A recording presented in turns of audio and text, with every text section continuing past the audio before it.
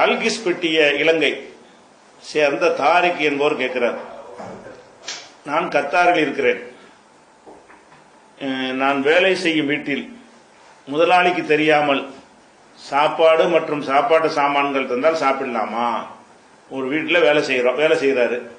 வேலை செய்யும் போதே அந்த சமையல்காரர் தான் போட்டிருப்பாங்க. முதலாளி வேலை செஞ்சு 10 பேர் சமைக்கின்னு போயிடுவாரு. அப்ப இவர் இந்த சமையல்காரர் ஃப்ரெண்டா இருப்பாரு. நீங்க சாப்பிடுமான்னு எடுத்து கொடுத்துருவாரு. யாரு?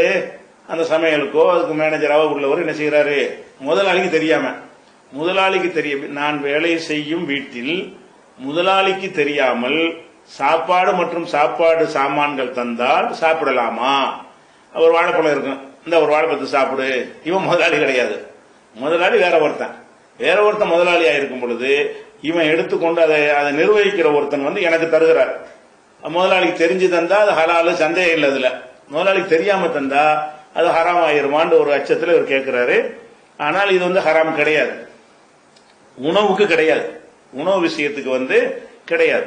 ஒரு உணவுக்கு பொறுப்பாளராக ஒருத்தர் நியமிச்சிருக்காங்க. 10 பேர் சமைக்க கொடுத்துட்டோமா, அந்த சமைக்கக்கூடிய ஒருத்தர் அதை 12 பேருக்கு கொடுத்தாருன்னா அது குற்றவாளி ஆக மாட்டாரு. சொல்லப்போனா கூலி கிடைக்கும். ரசூலுல்லாஹ் என்ன சொல்றாங்கன்னு கேட்டா, புகாரில் 1425வது ஹதீஸில் இருக்கிறது, இதா அன்ஃபகத்தில் மர்அத்து, ஒரு பெண் மின் தாமி பைத்திகா, தந்த வீட்டில் உள்ள உணவை அடுத்தவருக்கு வழங்குகிறார். கைர முஃசிதத்தின், அதை நாசமாக்காமல் வீணாக்காத முறையில் வழங்குகிறார். அப்படி வழங்கினால் கானலகா அஜுருகா பிமா அன்ஃபகத், அவள் செலவழித்ததற்காக வேண்டி அவளுக்கு ஒரு கூலி இருக்கிறது. கூலி ஜவுஜிகா அஜுருகு, அவளுடைய கணவனுக்கும் ஒரு கூலி இருக்கிறது. அவ கணவன்கிட்ட ஒவ்வொரு நாளும் சாப்பாடு கொடுக்கும்போது கேட்டா செய்வா இல்ல. அவன் சமைக்க சொல்லி போயிட்டான், 4 பேருக்கு சமைச்சிட்டு போங்கிறான். புருஷன் வெளியே போயிட்டான், சாயந்தரம் தான் வருவான், சாப்பிடத்தான் வருவான். வாசல்ல ஒரு ஏழை அம்மா தர்ம சோறு போடுங்கன்னு சொல்றாங்க. இந்த சோறை போடுறது புருஷன் போன் பண்ணி கேட்டு அனுமதி வாங்கி போடணுமான்னா தேவையில்லை. வீணாக்குறதுக்கா செய்யல, ஆக்கிட்டோம். அதுல ஒரு ஆள் கொடுத்தா எனக்கு குறைஞ்சா வேற போகுது. இதுல முதலாளிக்கு அதுக்கு அள்ளி கொடுத்துருக்கூடாது, 500 ரூபாய் ரசூல் கொடுத்துடக்கூடாது. இருக்கிற அரிசி முட்டைலாம் தூக்கி விட்டு கொண்டுட்டு போங்கன்ற கூடாது.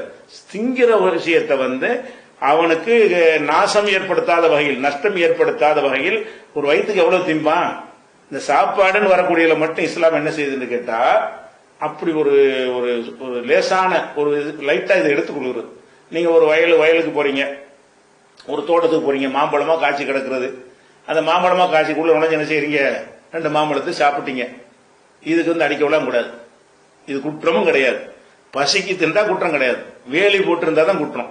அந்த தோட்டத்துக்கு வேலையெல்லாம் அடைச்சு யார் வராம இருந்து செவரையே குதிச்சு போய் திண்டீங்கன்னா அது குற்றம் ஆயிரும். சும்மா ஓப்பனா இருக்கிறது, ஒருத்தனுடைய இடம்னு தெரியும், எல்லாம் காய்ச்சி கொழுங்குகிறது. நீங்க போய் என்ன செய்றீங்க? மூட்டையில கட்டிட்டு கொண்டு போக கூடாது. உங்களுக்கு தேவைப்பட்ட ஒரு மாம்பழம் அடிச்சு சாப்பிட்டு போலாம்னா குற்றமான அது குற்றம் கிடையாது. அப்படின்னு ரசூலுல்லாஹ் நினைஞ்சிருக்கிறாங்க.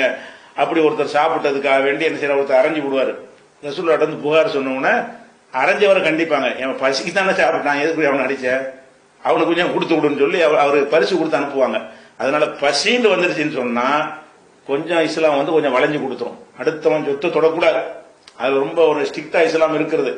ஆனால் சோறுன்னு வந்துச்சுதான், சாப்பாடுன்னு வந்துச்சுன்னு சொன்னா அது கொஞ்சம் லூசா விட்டுருது. எப்படி விடுக்கிறது?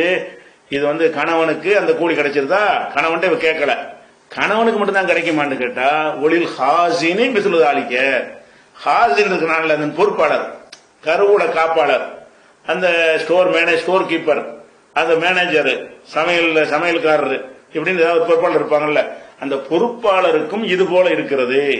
லா என்குசு பாலுகும் அஜரபாலின் செய்யா, ஒருத்தர் அடுத்தவருடைய கூலியை குறைத்து விட மாட்டார். இவருக்கும் கூலி உண்டு, அவருக்கும் கூலி உண்டு.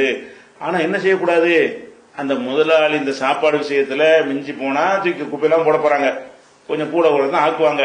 அதனால கொஞ்சத்தை ஒருத்தர் சாப்பிட்டு போறானே அப்படின்னு கொடுத்தோம்னு சொன்னா நம்ம அது வீணாவும் ஆக்கல.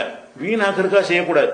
முதலாளி நம்ம நம்பி பொறுப்பை பிடிச்சிருக்கும் போது 5 பேருக்கு சாப்பாடு சொன்னோன்னு இவன் சொந்தக்காரன 100 பேர் வர சொல்லி 105 பேருக்கு சமைக்கிறதுங்கிறது நாசமாக்குற விஷயமாக செஞ்சிடக்கூடாது. அவர் என்ன சமைக்க சொல்கிறாரோ அந்த கணக்குள்ள நின்று கொண்டு அதில் நீங்கள் மிச்சம் பிடித்து 2 பேர் சாப்பாட 3 பேர் கொடுத்தீங்கன்னா, 5 பேர் சாப்பாட 7 பேர் கொடுத்தீங்கன்னு சொன்னா அதுல குற்றம் வருமான்னு கேட்டா கூலி வரும். குற்றம் வர என்னது? இவருக்கும் கூலி, அவனுக்கும் கூலி. அந்த முதலாளிக்கு தெரியவே செய்யாது.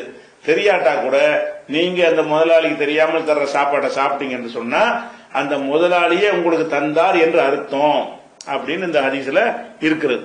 ஆனா என்ன செய்யக்கூடாது? வீணாக்கிற கூடாது.